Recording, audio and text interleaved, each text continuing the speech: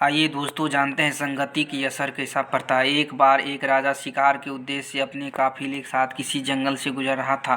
दूर दूर तक शिकार नजर नहीं आ रहा था। वे धीरे धीरे घनघोर जंगल में प्रवेश करते गए। अभी कुछ ही दूर गए थे कि उन्हें कुछ डाकुओं को छिपने की जगह दिखाई दी। जैसे ही वे उसके पास पहुँचे कि पास के पेड़ पर बैठा तोता बोल पड़ा, पकड़ो पकड़ो, एक राजा आ रहा है। इसके पास बहुत सारा सामान है, लूटो लूटो, जल्दी आओ जल्दी आओ। तोते की आवाज़ सुनकर सभी डाकू राजा की ओर दौड़ पड़े। डाकुओं को अपनी ओर आते देखकर राजा उसके सैनिक दौड़कर भाग खड़े हुए। भागते भागते कोसों दूर निकल गए। सामने एक बड़ा सा पेड़ दिखाई दिया। कुछ देर सुस्ताने के लिए उस पेड़ के पास गए।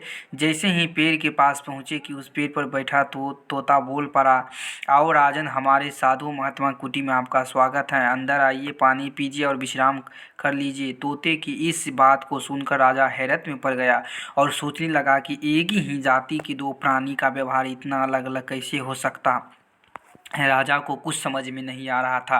वो तोते की बात मानकर अंदर साधु की कुटिया की ओर चला गया। साधु महात्मा को प्रणाम करके उनसे समीप बैठ गया और अपनी सारी कहानी सुनाई। और फिर धीरे से पूछा, ऋषिवर, इन दोनों तोते को व्यवहार में आखिर इतना अंतर क्यों?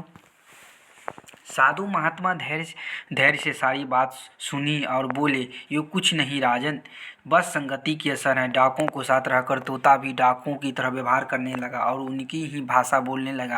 अर्थात जो जिस वातावरण में रहता है वो वैसा ही बन जाता है। कहने का तात्पर्य यो है कि मूर्ख भी विद्वान के साथ रहकर विद्वान बन जाता है, और अगर विद्वान भी मूर्खों की संगत में रहता तो उसके अंदर ही मूर्खता आ जाती। इसीलिए हमें संगति सोच समझ कर करनी चाहिए। दोस्तों, इस कहानी से यही सीख मिलती है कि संगति जिस तरह व्यक्ति से होगा उसका असर हम पर ज़्यादा पड़ेगा।